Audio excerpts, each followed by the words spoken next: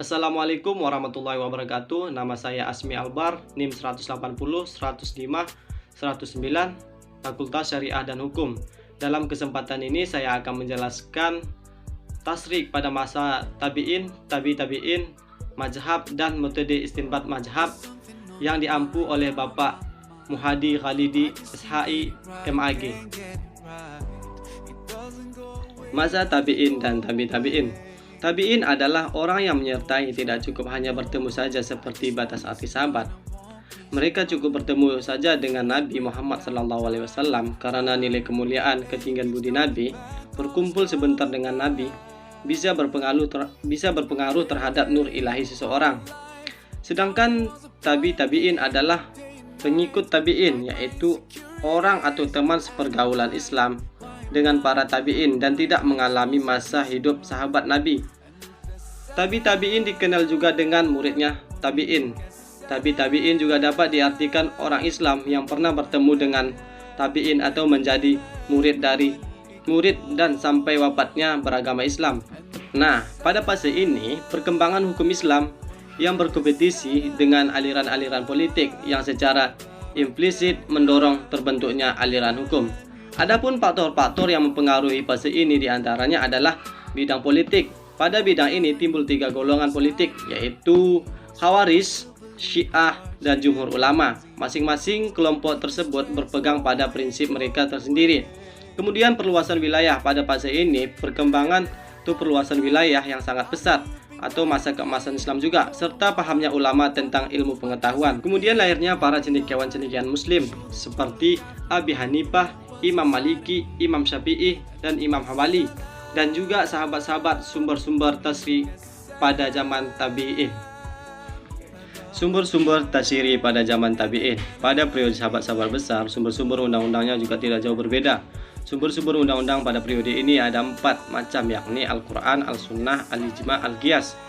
Adapun pengaruh ahli hadis dan ahli rayu terhadap tasyri, pada zaman tabi'in para ulama dibagi menjadi 2 aliran, yakni Al-Hadis atau Madrasah Al-Madinah dan Al-Hadis Rayu, Madrasah Al-Kufah.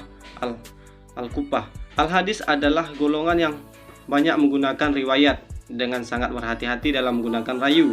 Imam Malik berpendapat bahwa ijma' penduduk Madinah merupakan hujjah yang wajib. Selanjutnya aliran ini terpecah seperti aliran Makiyah, Syafi'iyah, Nabiyah, dan Hanafiyah. Adapun ahli rayu lebih banyak menggunakan rayu ditambah hadis. Munculnya 2 aliran pemikiran hukum ini semakin mempercepat perkembangan ikhtilaf, dan pada saat perkembangan hukum Islam, kedua aliran tersebut masing-masing memiliki pendapat dan pengikut sendiri, sama-sama memotivasi. Mazhab dan metode istinbat. Pada periode ini dimulai sejak berdirinya dinasti Abbasiyah pada tahun 750 sampai 1258 Masehi pada awal abad kedua dan berakhir di pertengahan abad keempat Hijriah. Periode ini disebut juga dengan periode pembukuan dan imam-imam mujtahidin karena pada periode ini usaha terhadap hukum Islam mengalami perkembangan yang pesat. Adapun proses lahirnya mazhab adalah usaha para pengikut atau pendukung untuk membiayai hasil ijtihad imamnya. Penyebaran ini dilakukan dengan metode lisan dan juga tulisan atau pembukuan fikih. Kemudian pengikut hasil ijtihad ini semakin banyak membentuk suatu komunitas dan disebutlah komunitas tersebut bermazhab ini dan bermazhab itu. Periode ini disebut juga periode penghimpunan dan ulama-ulama mujtahidin karena selama periode ini lahirlah gerakan aktivitas dan penghimpunan, maka berhasil dihimpun as-sunnah, fatwa-fatwa sahabat ahli fatwa tabi'in dan tabi'in, dan berhasil menyusun tafsir-tafsir Al-Quran yang luas dan fikih ulama-ulama. Adapun aliran hukum yang masih terkenal dan masih ada pengikutnya hingga kini hanya beberapa, diantaranya Hanafiyah, Malikiyah, Syafi'iyah, dan Hambaliyah. Yang pertama, mazhab Imam Hanafi. Mazhab Hanafi merupakan mazhab yang paling tua di antara 4 mazhab ahli sunnah wal jamaah yang populer. Mazhab ini dinisbahkan kepada imam besar Abu Hanifah An-Numan bin Tasabi bin Jutta At-Tamimi. Abu Hanifah lahir di Kufa pada tahun 80 Hijriah dan wafat di Baghdad pada tahun 150 Hijriah. Adapun guru Abu Hanifah antara lain adalah Atta bin Abi Rabah, Hashim bin Urwah, Nabi Maulana Ibnu Umar. Tetapi guru yang paling banyak diambil ilmunya adalah Hamad bin Sulaiman al-Asy'ari yang berguru kepada Ibrahim an-Naghal dan Amir bin Syura bil al-Syabi. Abu Hanifah menjadi cantriknya Hamad selama 18 tahun. Suatu saat Hamad berkata, "Hai Abu Hanifah, engkau telah mengambil semua ilmu saya dan aku telah lega." Adapun di antara murid-murid Imam Abu Hanafi yang membangsakannya adalah Abu Yusuf Yakub bin Ibrahim al-Ansar, Jubar bin Hujail bin Qais al-Kufi, Muhammad bin Hasan bin Farqad As-Saibani, Hasan bin Zayadi al-Lului al-Kufi Maula Ansar.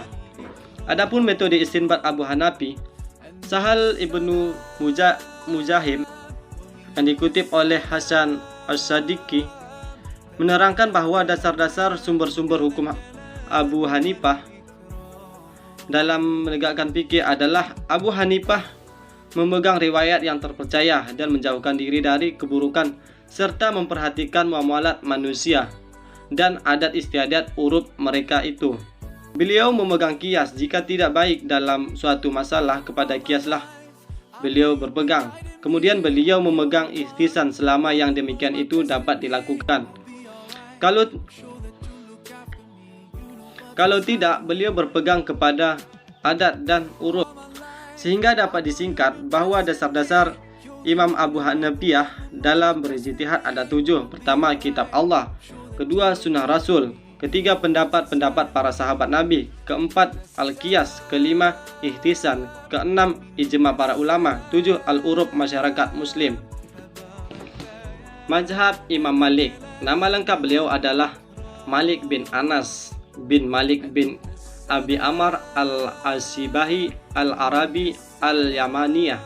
Ibunya bernama Asyiyah bin Syarif al-Asqdiyah dan dari kabilah Yamaniyah. Beliau lahir pada tahun 93 Hijriah atau 789 Masehi di kota Madinah dan meninggal pada tahun 179 Hijriah dalam usia 87 tahun. Di antara murid-murid dan penerus dari Imam Malik adalah Abu Abdullah Abdul al-Rahman bin Al-Qasim al-Utaki, Abu Muhammad Abdullah bin Waqad bin Muslim,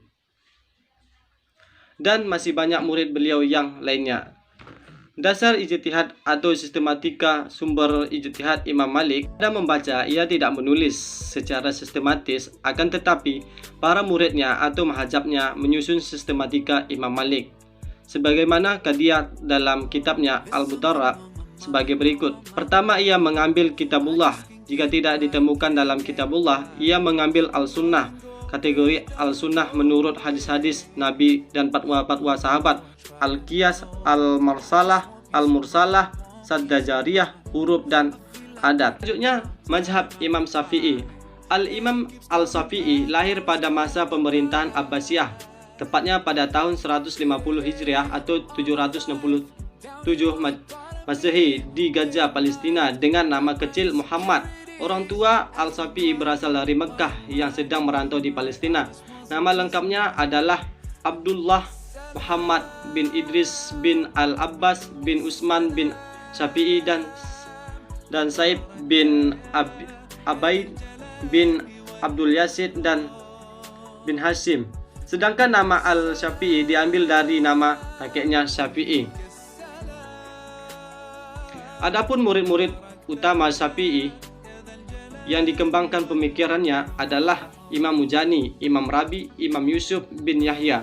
Pola pemikiran Imam Syafi'i secara garis besar dapat dilihat dari kitab Hukum yang menguraikan sebagai berikut. Ilmu itu bertingkat secara berurutan. Pertama-tama adalah Al-Quran dan Al-Sunnah yang telah tetap. Kemudian ijtihad, ijma. Ketika tidak ada dalam Al-Quran dan Al-Sunnah, Tiga, sahabat Nabi atau fatwa-fatwa sahabat, dan kami tahu dalam fatwa tersebut tidak ada ikhtilaf di antara mereka. Keempat, ikhtilah sahabat Nabi. Kelima, qiyas, mazhab Hambali. Nama asli Imam Ahmad bin Hambal adalah Abu Abdullah Ahmad bin Muhammad bin Hambal bin Hilal al-Saibani. Beliau lahir di Baghdad pada bulan Rabiul Awal tahun 164 Hijriah atau 780 Masehi. Ayah beliau adalah Muhammad meninggal dalam usia muda 30 tahun ketika beliau baru berumur 3 tahun. Imam Ahmad tumbuh dewasa sebagai seorang anak yatim. Ibunya Sahabiyah binti Maimunah binti Abdul Malik Asy-Syaibani berperan penuh dalam pendidikan membesarkan beliau. Imam Ahmad bin Hambal menyusun kitabnya yang terkenal Al-Musnad dalam menjangkau waktu sekitar 60 tahun dan sudah dimulai sejak tahun 180. Qiyas adalah dalil yang digunakan dalam keadaan darurat. Dan yang terakhir, Imam Ahmad bin Hambal juga menggunakan sadda jariyah untuk melakukan tindakan preventif terhadap hal-hal yang negatif.